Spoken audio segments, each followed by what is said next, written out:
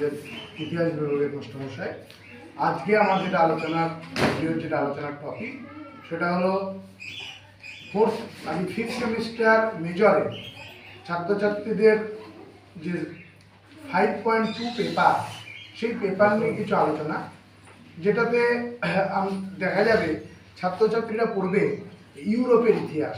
এই ইউরোপের ইতিহাস শুরু হয়েছে ফরাসি বিপ্লব অর্থাৎ 1789 সাল থেকে 1815 ভিয়েনা কংগ্রেস অবধি। এই ক্ষেত্রে দেখতে পাবে তারা যে 1789 অর্থাৎ ফরাসি বিপ্লব সেই সময় বা তার আগে কি পরিস্থিতি ছিল। তখন দেখা যায় যে ফ্রান্স তথা সারা ইউরোপ তিনটে সমাজ বর্তমান ছিল। সমাজে তিনটে ভাগ ছিল, একটা যাজক, একটা অভিজাত, একটা তৃতীয় সম্প্রদায়।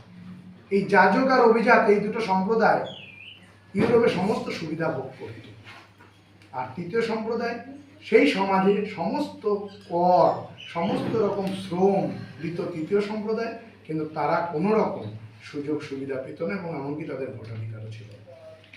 এই সমাজের নির্মূল করার জন্য দার্শনিকরা সাধারণ মানুষের মনকে জয় করে উদ্দীপ্ত করেছিল, অভিজাতরা এই বিপ্লব সংগঠিত করেছিল এবং বুর্জোয়া ও সাধারণ মানুষ এই বিপ্লবকে সাফল্যমণ্ডিত করেছিল।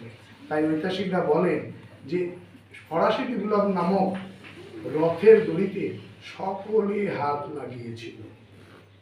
এর পরবর্তীকালে ফরাসি বিপ্লব সারা বিশ্বকে তিনটে মন্ত্র শেখালো: সাম্য, মৈত্রী ও গণতন্ত্র। সাম্য, মৈত্রী, গণতন্ত্রের উপর ভর করে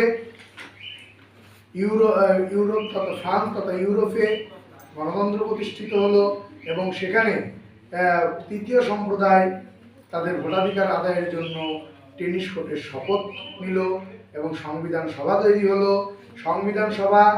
সংবিধান তৈরি করলো এবং আইনসভা রূপ নিল।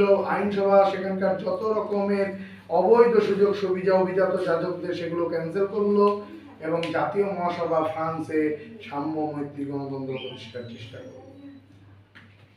এই হচ্ছে ফরাসি বিপ্লবের জয়, ফরাসি বিপ্লবের সূচনা এবং 5.1 পেপারের যে প্রথম দুটো ইউনিট তার পরিপ্রেক্ষিত।